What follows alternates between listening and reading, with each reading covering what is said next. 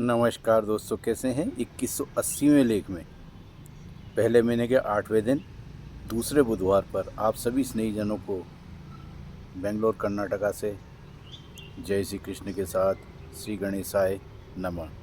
मात्र शिकायतें ही क्यों, आज का विषय है। हम सभी व्यावहारिक जीवन में एक दूसरे पर दोषों की बौछार करते रहते हैं। आज इसी को रेखांकित करने का प्रयास किया है। माता को शिकायत है, बेटी उसकी सुनती नहीं है। पिता को शिकायत है, बेटा उसकी चिंता नहीं करता। भाई को बहन से और बहन को भाई से शिकायतों का पिटारा हमेशा उनके दिलो दिमाग पर छाया रहता है। दोस्तों, पति पत्नी का तो शिकायतों के साथ जीने का एक स्वाभाविक और सैद्धांतिक भारतीय परिवेश में हम सभी लोग देखते हैं, पति पत्नी जीवन यापन करते हैं। यह लगभग संसार के प्रत्येक मनुष्य के जीवन में की शैली भी है।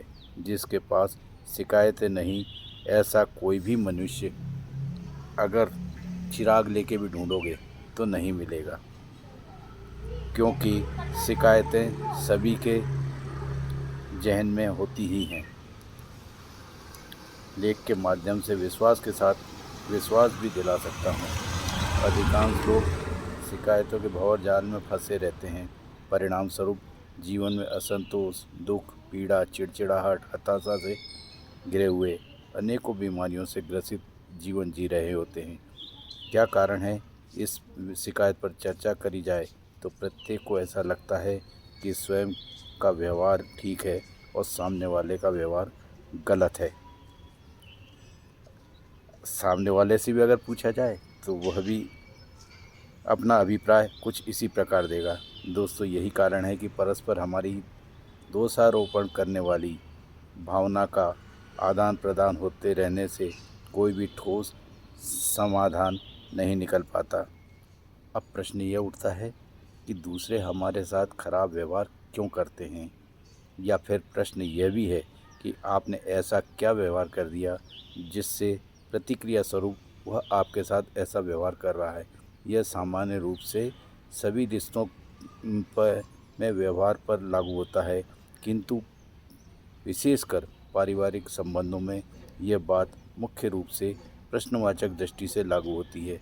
अगर कहीं ऐसा हो तो स्वयं को आईने में देख लेना चाहिए।